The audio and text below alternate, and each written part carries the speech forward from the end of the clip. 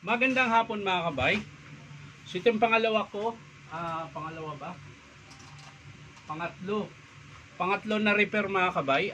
Estimate 39560 ang job number. So ang model nito mga kabay, KG15. Ito po yung old model dati na grinder na D4. So ayan mga kabay, nakasaksak po yan. Testing natin.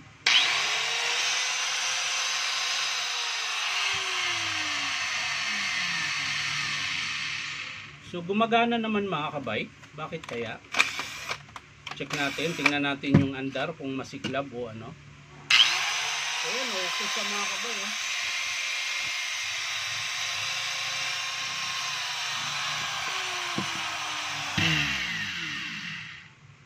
Yung carbon niya mga kabay, hindi na siya original. Pero gumagana siya. Bakit kaya? Check natin yung lock. Ayun. Dumudulas po yung lock. Ayan o. Kahit dinidiin ko na o. Ayan o. So hindi siya, mahirap ito magkalas ng bala. Ayan po. Dumudulas. Ayaw mag-shoot. So pag mga ganyan mga kabay, gamitan mo yan dito para makalas mo yung ayan, yung flange. Ayan. So, ang problema pala nito mga kabay, mahirap, hindi siya naglalak yung lock spindle. So, yan po yung bubuksan natin. Ayan. Tingnan natin kung bakit ayaw mag-lock.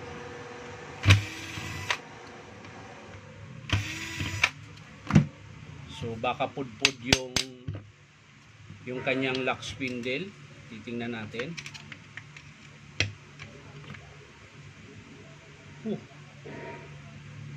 Hindi naman. Bakit? Baka dumi. Baka dumi lang mga kabay. Dumi lang ito. So kailangan lang natin linisin yan mga kabay.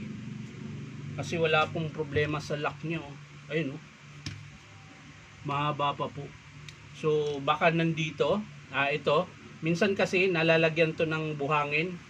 Pinakaloob nito mga kabay ito, paikot. So ang gagawin ko niyan, lalangisan ko yan hanggang sa matanggal yung mga buhangin. Ngayon, tingnan natin kung maglalak siya. So ayan mga kabay, sinubukan kong lagyan ng langis. So susubukan nating ibalik. Pag ayaw talaga gumana dito mga kabay, mapipilitan tayong magpalit ng kanyang bearing housing. So sana gumana ito mga kabay.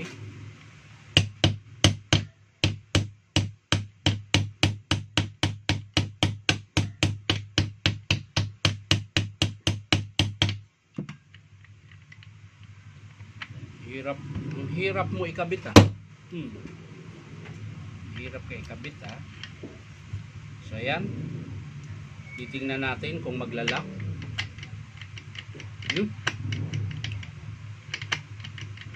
So gumana-gana na siya konti mga kabay.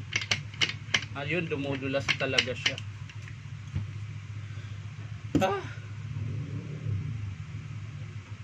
So dito po yan sa lock niya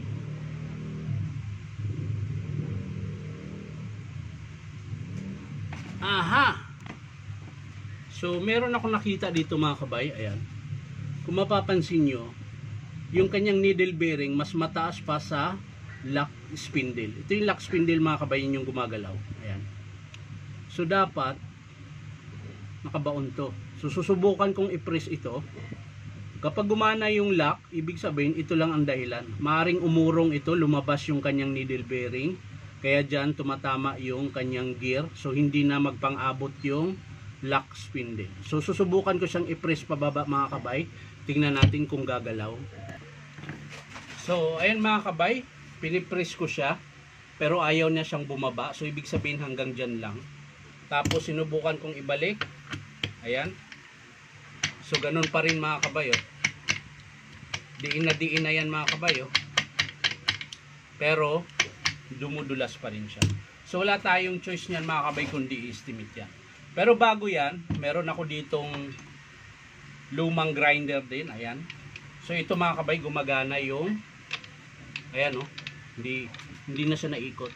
So ibig sabihin buo yung kanyang lock spindle. So ngayon susubukan nating ipagpalit niyan, pero ang ikabit natin yung kanyang gear. Ngayon pag nag-lock siya mga kabay, ibig sabihin ito lang talaga ang sira. Ito, yung pinaka lock spindle niya. So tatanggalin natin ito mga kabay.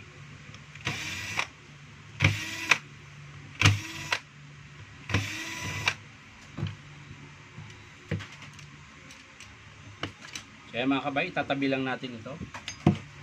Dahil ang gagamitin lang naman natin yung kanyang gearbox.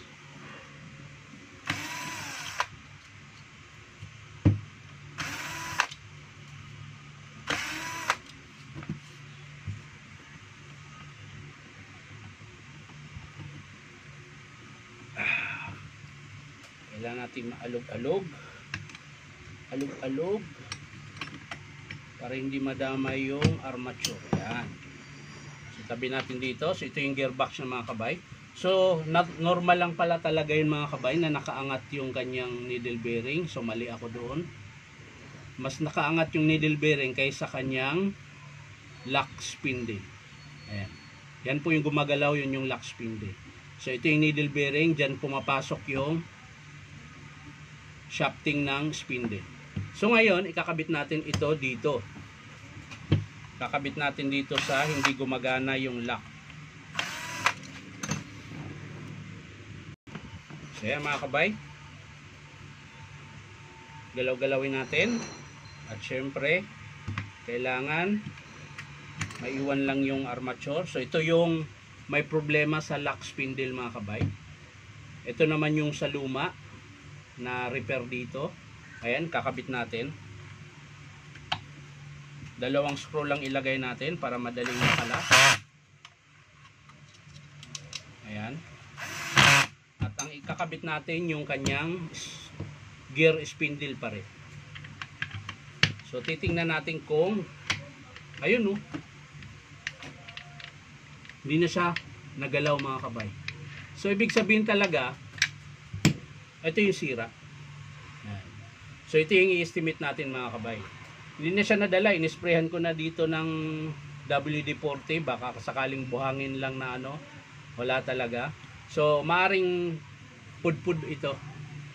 Yan, yung pinaka bilog na yan, ayan yung gumagalaw. So maaring pudpud na yung pinaka sa taas niya, kaya hindi na siya pumapasok dito sa butas na yan. So ang estimate ko dito mga kabay ay gearbox tsaka carbon brush. Dahil yung carbon brush ng mga kabay ay ayan, maiksi na, tsaka hindi siya yung original na carbon brush para dito. So papalitan ko siya. Ayan, hugutin lang natin. Kailangan natin mahugot para makita natin kung anong itsura ng carbon niya. Ayan, durog na nga eh. So yan mga kabay, ito yung carbon na kinabit nila. Ayan. Ito yung mga replacement na matigas. So kailangan nating palitan niya. So ulitin ko mga kabay, ang papalitan natin gearbox, sira po yung lock spindle nito, at carbon brush. So yan lang mga kabay, maraming salamat. Hindi ko na po ipapakita kung paano buuin. Papakita ko na lang sa inyo mga kabay kapag in-approve ito ng customer. So yan mga kabay, maraming salamat ulit. Bye bye.